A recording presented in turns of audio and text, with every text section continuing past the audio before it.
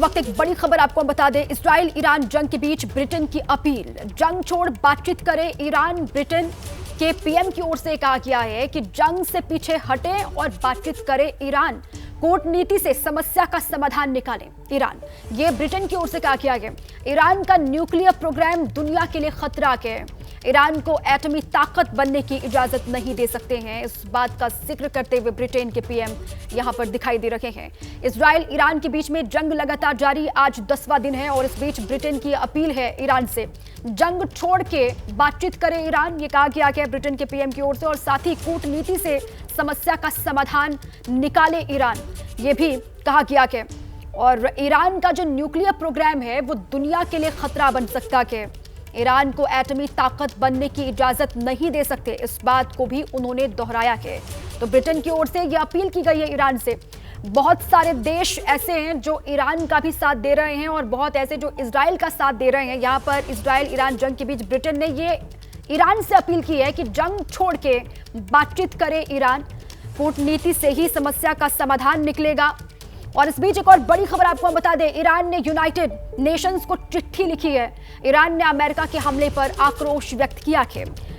Israel America ने अंतर्राष्ट्रीय कानून तोड़ा, ईरान की ओर से कहा गया जो हमला किया गया कि अमेरिका की ओर से, उस पर ईरान ने अपना गुस्सा व्यक्त किया कि आक्रोश जताया कि इजराइल अमेरिका ने अंतर्राष्ट्रीय कानून का उल्लंघन किया, कानून को तोड़ा।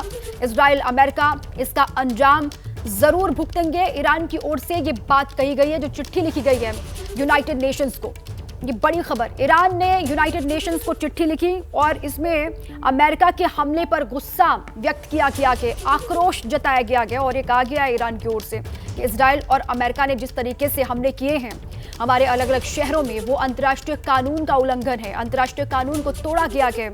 इजराइल अमेरिका इसका अंजाम जरूर भुगतेंगे, इस बात को दोहराता हुआ ईरान। और इस बीच एक और बड़ी खबर आपको बता दें, अमेरिका के हमले पर इराक की प्रतिक्रिया सामने आ गई है। ईरान ने ईरान पर हमले की निंदा की है। इराक की ओर से यह प्रतिक्रिया सामने आई है, जहां पर ईरान पर जो हमला हुआ कि उसकी निंदा की गई है इराक की ओर से। हमले से क्षेत्रीय शांति भंग होगी, ये इराक ने बात कही है। तो यहां पर ईरान का समर्थन किया गया है इराक की ओर से, और जो हमले हुए हैं इजराइल और अमेरिका की तरफ से ईरान पर, उसकी निंदा की गई है। साथ ही यह भी कहा गया कि हमले से जो क्षेत्रीय शांति है उसको नुकसान पहुंचेगा, वो भंग होगी। तो दोनों ही देश आर पार के मोड में हैं, इजराइल और ईरान। और इस बीच एक और बहुत बड़ी खबर आपको हम बता दें, अमेरिका के हमले को लेकर सऊदी अरब का भी बयान सामने आ गया है। सऊदी अरब ने कहा है कि शांति के लिए सभी देशों का साथ आना बहुत जरूरी है। सऊदी अरब का ये बयान, मिडिल ईस्ट में स्थिरता के लिए पहल करनी होगी, ये सऊदी अरब की ओर से बात कही गई है। ये बड़ी खबर, अमेरिका के हमले को लेकर सऊदी अरब का ये बड़ा बयान है। अमेरिका ने जो अटैक किया ईरान पर, उसके बाद ये बयान सऊदी अरब का और भी महत्वपूर्ण हो जाता है। ये कहा गया है कि शांति के लिए सभी देशों का साथ आना इस वक्त बहुत जरूरी है, और साथ ही मिडिल ईस्ट में स्थिरता के लिए पहल करना होगा और पहल करने की आवश्यकता के इस वक्त सऊदी अरब का ये बयान। आज 10वां दिन ईरान इजराइल के बीच में जंग लगातार जारी है। दोनों ही एक दूसरे के अलग अलग शहरों पर लगातार हवाई हमले कर रहे हैं। भारी नुकसान हुआ है इजराइल और ईरान में, और इस बीच सऊदी अरब का ये बड़ा बयान है जो दिया गया है। और इस बीच एक और बड़ी खबर आपको बता दें, ईरान पर हमले को लेकर सोनिया गांधी का पोस्ट आया है। कांग्रेस ईरान पर हमले की निंदा करती है, सोनिया गांधी की ओर से बात कही गई है। इससे युद्ध और भड़कने की आशंका बढ़ी। सोनिया गांधी ने कहा क्षेत्रीय स्थिरता को खतरे में डालकर सैन्य कार्रवाई हो रही है और ईरान में सुनियोजित तरीके से हत्या की जा रही है। सोनिया गांधी की ओर से ये पोस्ट किया गया है।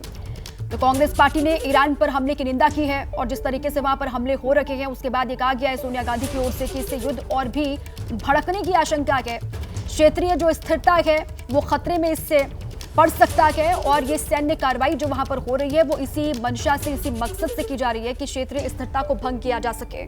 ईरान में सुनियोजित तरीके से हत्याएं हो रही हैं, वहां पर जो सिविलियंस हैं उनको निशाने पर लिया जा रहा है। सोनिया गांधी की ओर से ये पोस्ट किया गया, और उन्होंने एक बार फिर से ये साफ किया है कि इस युद्ध में, इस जंग में कांग्रेस पार्टी ईरान के साथ खड़ी है।